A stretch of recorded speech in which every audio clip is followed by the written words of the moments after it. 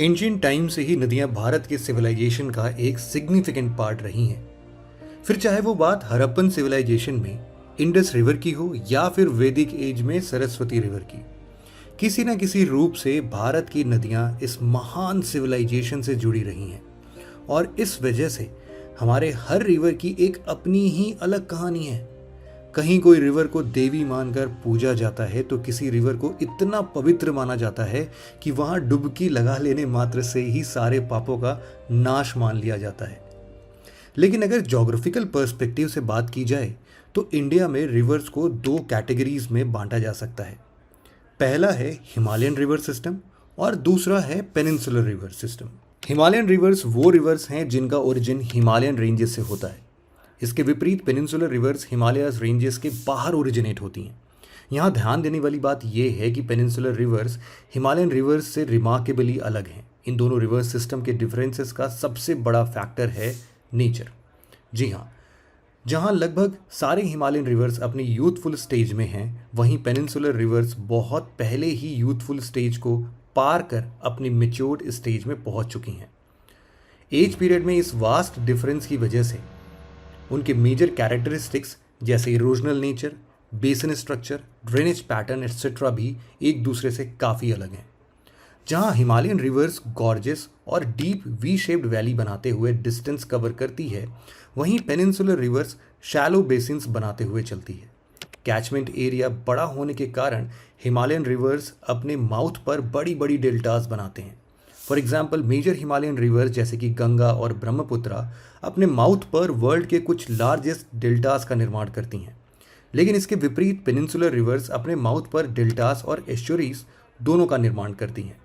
East की तरफ बहने वाली ज़्यादातर पेनिनसुलर रिवर्स डेल्टा बनाती हैं और वेस्ट की ओर बहने वाली पेनिनसुलर रिवर्स जैसे कि नर्मदा और तापी एस्चुरीज का निर्माण करती हैं। कैचमेंट एरिया छोटा और सिल्ट लोड कम होने के कारण पेनिनसुलर रिवर्स द्वारा बनाई गई डेल्टास हिमालयन रिवर्स के डेल्टा से काफ़ी छोटी होती हैं।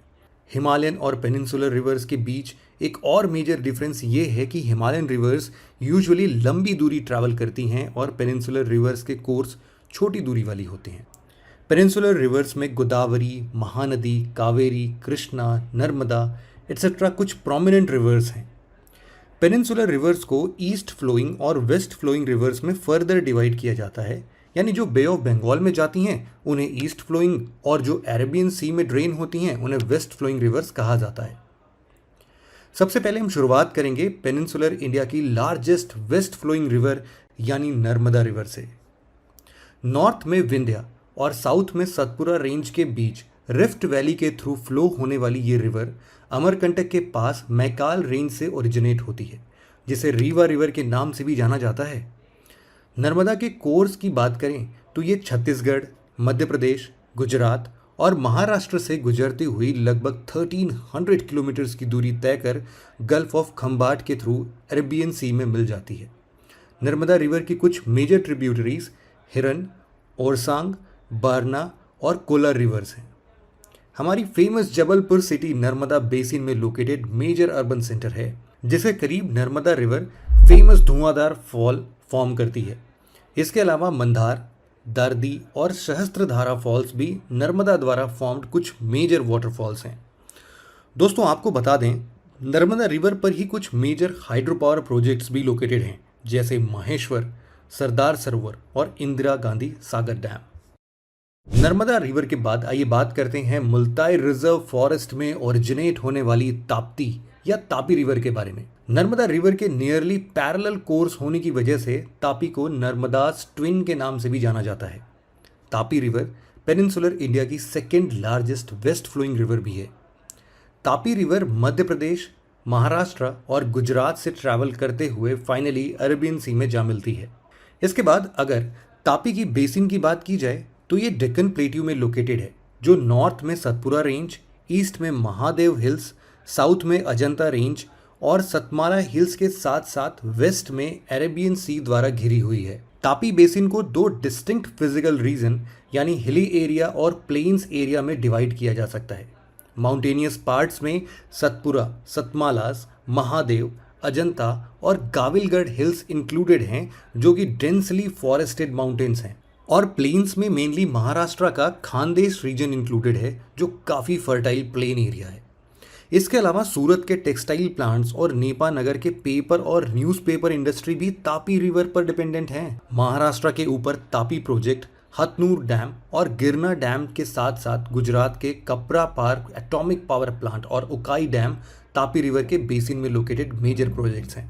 तापी के बाद अब हम बात करेंगे ओडिशा की लार्जेस्ट और पेनिनसुलर इंडिया की थर्ड लार्जेस्ट रिवर महानदी के बारे में। महानदी रिवर छत्तीसगढ़ के रायपुर डिस्ट्रिक्ट के पास सिहावा में ओरिजिनेट होती है और ओडिशा के थ्रू फ्लो होते हुए फाइनली बे ऑफ बंगाल में ड्रेन होती है। महानदी रिवर की कैचमेंट एरिया की बात करें तो ये महानदी छत्तीसगढ़, मध्य प्रदेश, ओडिशा, झारखंड और महाराष्ट्र तक एक्सटेंडेड है। साथ ही महानदी बेसिन नॉर्थ में सेंट्रल इंडिया हिल्स, साउथ और ईस्ट में ईस्टर्न घाट्स और वेस्ट में मैकाल रेंज से बाउंडेड है। रायपुर, दुर्ग और कटक महानदी बेसिन में लोकेटेड इंपॉर्टेंट अर्बन सेंटर्स हैं। ट्रिब्यूटरीज की बात करें तो सेवनाथ, हसदेव, मांड, इब, जोंगकिंग और तेल रिवर्स महानदी की मेजर ट्रिब्यूटरीज हैं। इसके अलावा इंडिया का लॉन्गेस्ट डैम यानी हीराकुद डैम भी इसी रिवर पर बिल्ड किया गया है और रविशंकर सागर, दूधवा रिजर्वॉयर, सोंदूर रिजर्वॉयर, हसदेव बांगो और तंडुला भी महानदी के दूसरे मेजर प्रोजेक्ट्स हैं। आपको बता दें, मिनरल रिच और एबंडेंट पावर रिसोर्स होने के कारण महानदी रिवर बेसिन इंडस्ट्रीज के लिए एक फेवरेबल कंडीशन प्रोवाइड करती है, जिसके कारण भिलाई में iron and steel plant, Hirakud और कोरबा में एल्यूमिनियम फैक्ट्रीज, कटक में पेपर और मिल्क और सुंदरगढ़ में सीमेंट इंडस्ट्रीज लोकेटेड हैं।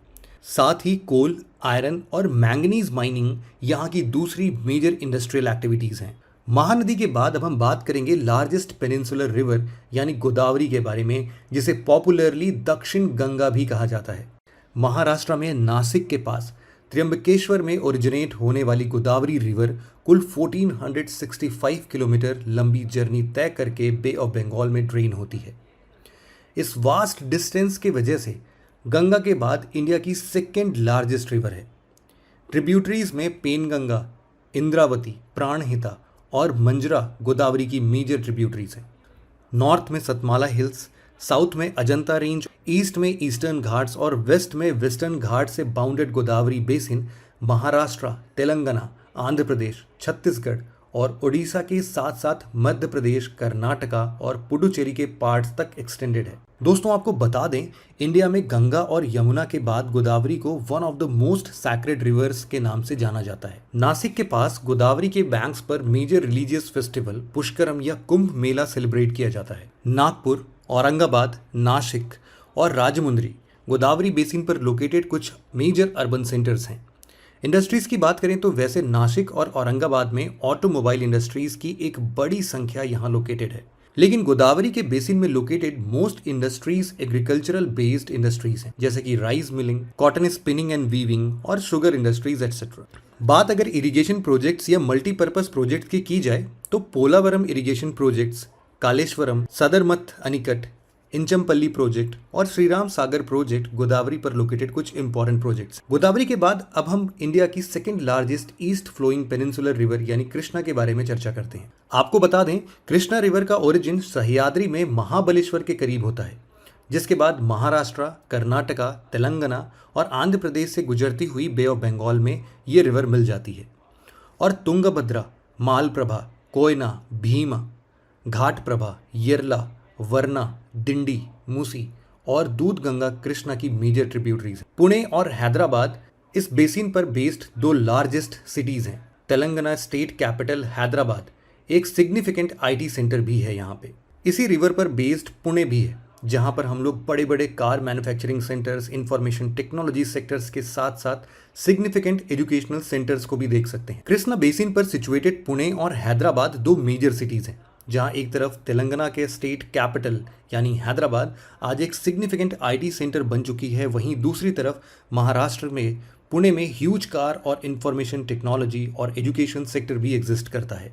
इसके अलावा मिनरल रिजर्व्स में अबंडेंट कृष्णा बेसिन के रीजन्स में iron and steel, cement, sugar cane, vegetable oil extraction और राइस मिलिंग की इंडस्ट्रियल ऑपरेशंस हैं। गोदावरी के बाद अब हम बात करेंगे साउथ इंडिया की थर्ड लार्जेस्ट रिवर और तमिलनाडु के लार्जेस्ट रिवर कावेरी रिवर की। कावेरी रिवर कर्नाटका के ब्रह्मगिरी रेंज में तालकावेरी से ओरिजिनेट होकर डेक्कन प्लेट्यू से फ्लो होती है और श्रीरंगपटना और शिवानसमुद्रा नाम के दो आइलैंड फॉर्म करती है। शिवानसमुद्रा आइलैंड पर ही कावेरी रिवर का सेकेंड लार्जेस्ट वाटरफॉल शिवानसमुद्रा फॉल का निर्माण होता है।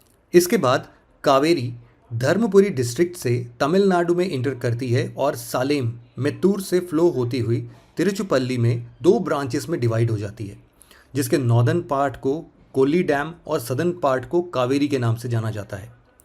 फर्दर फ्लो करने के बाद दोनों ब्रांचेस श्रीरंगम आइलैंड फॉर्म करते हुए कन्वर्ज हो जाती हैं और फाइनली 36 डिफरेंट चैनल्स में ब्रांच ऑफ होकर लगभग 765 किलोमीटर ट्रैवल करने के बाद बे ऑफ बंगाल में ड्रेन हो जाती हैं।